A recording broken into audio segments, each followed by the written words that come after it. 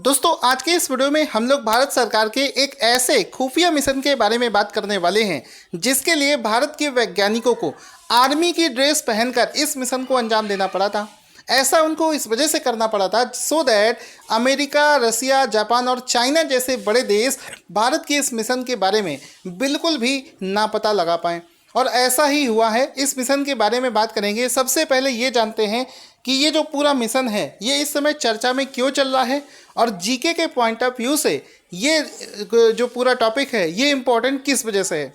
देखिए दोस्तों, हुआ क्या था कि अभी एक क्वेश्चन बना था रिसेंट में जिसको लेकर ही इस पूरे मिशन को ये चर्चा में आ गया है। क्वेश्चन यहाँ पर क्या बना था, आपको पता होगा हाल ही में नेशनल टेक्नोलॉजी दिवस मनाया गया है।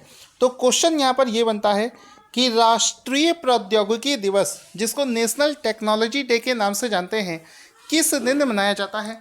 तो इसका राइट आंसर हो जाएगा, इसको प्रत्येक वर्ष 11 मई को मनाया जाता है। दोस्तों हुआ क्या था कि दुनिया का एक समय था जिस समय दुनिया के बड़े बड़े देश जो हैं ये परमाणु संपन्न देश होने की होड़ मची हुई थी। ऐसे समय पर ही भारत ने राजस्थान के पोखरण में एक परमाणु विस्फोट किया था, जिसकी वजह से उसी दिन को याद करते हुए हम लोग पूरे देश में नेशनल टेक्नोलॉजी डे के दिवस में मनाया जाता है। अब यहाँ पर हम लोग एक फ़ोटो देख लेते हैं सो दैट अच्छे से चीज़ें हमको क्लियर हो जाए। यहाँ पर हम लोग बात कर रहे हैं नेशनल टेक्नोलॉजी डे, राष्ट्रीय प्रौद्योगिकी दिवस, जिसको प्रत्येक वर्ष 11 मई को मनाया जाता है। अब दोस्तों ये बात चल रही है 11 मई 1998 में। वर्ष 11 मई 1998 का दिन था। भारत ने उसी दिन अपना दूसरा परमाणु परीक्षण जो है वो सफलतापूर्वक कंडक्ट कर दिया था। तो उसी दिन की याद में ही प्रत्येक वर्ष 11 मई को ये नेशनल टेक्नोलॉजी डे जो है ये सेलिब्रेट किया जाता है। और ये जो परीक्षण है परमाणु परीक्षण, जिसको परमाणु परीक्षण 2 के नाम से जानते हैं, इसको राजस्थान के पोखरण में किया गया था। उस समय पूरी दुनिया में ऐसा माहौल बना हुआ था कि कोई भी देश खुलकर परमाणु परीक्षण नहीं कर सकता था।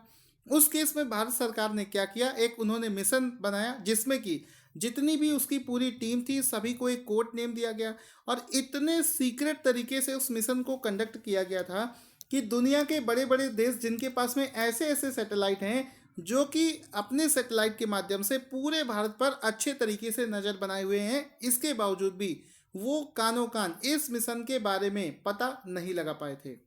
अब यहाँ पर आप ये पुराने समय का फोटो देख रहे हैं, उसी समय का ये फोटो है जिस समय भारत के प्रधानमंत्री अटल बिहारी वाजपेयी थे।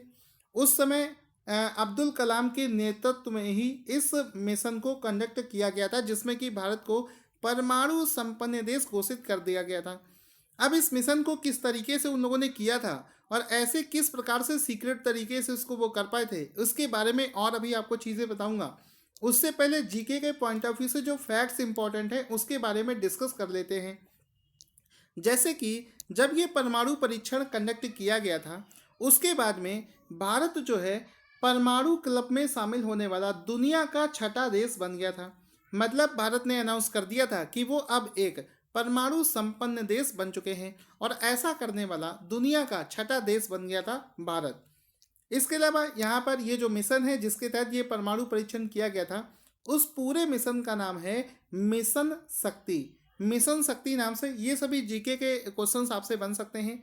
मिशन शक्ति के तहत ही इस परमाणु परीक्षण को किया गया था। इससे पहले ये जो अभी जो मिशन शक्ति का जो फेज़ 1 था, जो इसका इनिशियल पार्ट था, 1974 में 1974 में इंदिरा गांधी की जब जिस समय सरकार थी उस समय सबसे पहला भारत का सबसे पहला परमाणु परीक्षण पोखरण 1 के नाम से जिसे जानते हैं 1974 में इंदिरा गांधी की सरकार में किया गया था। ठीक है, उसके बाद में 1974 के बाद में 1998 में इस प्रोग्राम को कंडक्ट किया गया है। साथ ही साथ में जब 1974 में पहली बार परमाणु परीक्षण को किया गया था उस समय इस मिशन शक्ति के फेज़ 1 का नाम था स्माइलिंग बुद्धा। उस समय इसको स्माइलिंग बुद्धा नाम से कोड नेम से जानते थे। एक्चुअल में होता क्या है कि दुनिया के अलग अलग देशों के जो खुफिया विभाग हैं वो भी इंटरनली किसी भी देश की सरकार में क्या चीज़ें चल रही हैं इसके बारे में जानकारी जुटाते रहते हैं। इस वजह से जब 1998 में परमाणु विस्फोट किया गया था तो इसको सीक्रेट तरीके से करना सबसे ज़्यादा ज़रूरी था।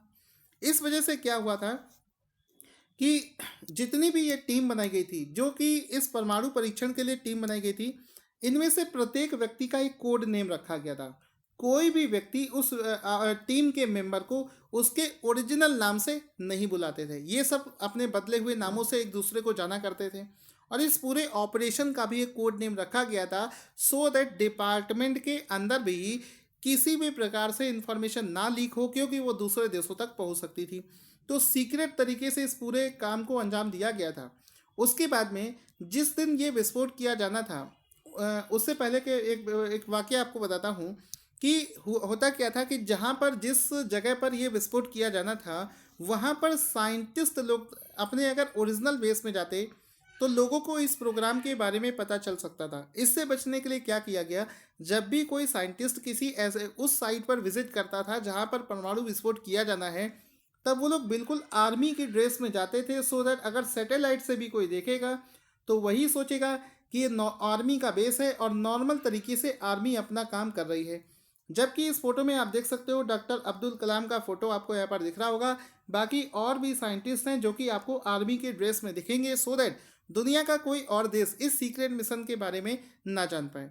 अब हम आपको यहाँ पर बताना चाहेंगे, ये वो एग्जैक्टली जगह है जहाँ पर परमाणु विस्फोट किया गया था। और इस जगह पर सबसे पहले तो बहुत अच्छे तरीके से तैयारी करी गई थी। 11 मई 1998 जिस दिन ये परमाणु विस्फोट किया गया था, उससे एक दिन पहले यानी कि 10 मई के दिन ही 3 ट्रकों के माध्यम से इस परमाणु बम को उस साइट तक लाया गया था। उसके बाद में धीरे धीरे से सैटेलाइट से बचते हुए यहाँ पर एक बहुत बड़ा गड्ढा किया गया था। और इस बहुत बड़े गड्ढे के अंदर में परमाणु मिसाइल्स को रखकर ऊपर से इसको बालू से पूरे तरीके से ढक दिया गया था, सो दैट एक बहुत बड़े एरिया में इसका इफेक्ट देखने को ना मिले। यहाँ पर एक सवाल आता है कि सर यहाँ पर पोखरन ही इसके लिए क्यों चुना गया।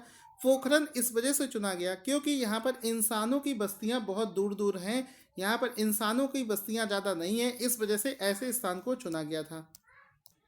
तो जिस समय ये परमाणु विस्फोट हम लोगों ने किया था, दुनिया का कोई भी देश इसके बारे में नहीं जान पाया था। और भारत के लिए, भारत के इतिहास में अब तक के सबसे बड़े माइलस्टोन में से शामिल हो गया है ये परमाणु विस्फोट। जिसके बाद में भारत ने यह भी डिसाइड किया था कि इस परमाणु बम का हम अपनी तरफ से किसी भी देश पर इस्तेमाल नहीं करेंगे। हम जब तक इसका इस्तेमाल नहीं करेंगे जब तक कि कोई दूसरा देश इसको हमें यूज़ करने के लिए विवश ना करे।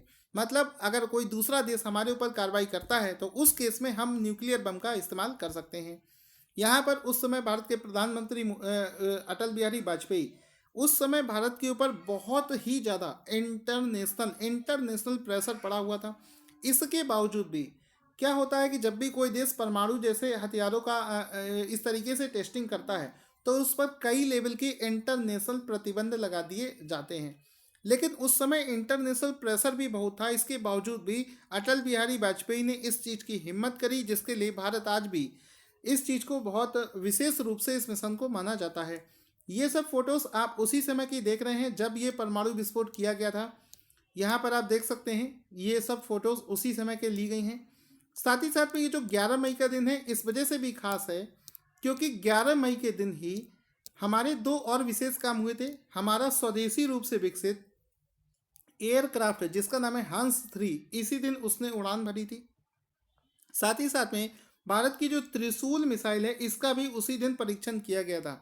इस वजह से 11 मई को पूरे देश के अंदर में नेशनल टेक्नोलॉजी डे के रूप में मनाया जाता है। आई होप आपको पूरा टॉपिक बहुत अच्छे से समझ में आया होगा। जीके के पॉइंट ऑफ व्यू से आपको बहुत सारे पॉइंट्स यहाँ पर मिले होंगे। इसके बावजूद भी अगर आपके मन में कोई डाउट है, आपको कोई भी चीज़ पूछनी है, तो आप इस वीडियो के डिस्क्रिप्शन में कमेंट कर सकते हैं। साथ ही साथ में अगर आपको इस वीडियो से कुछ सीखने को मिला है तो आप इस वीडियो को ज़्यादा से ज़्यादा लाइक और शेयर करना ना भूलें।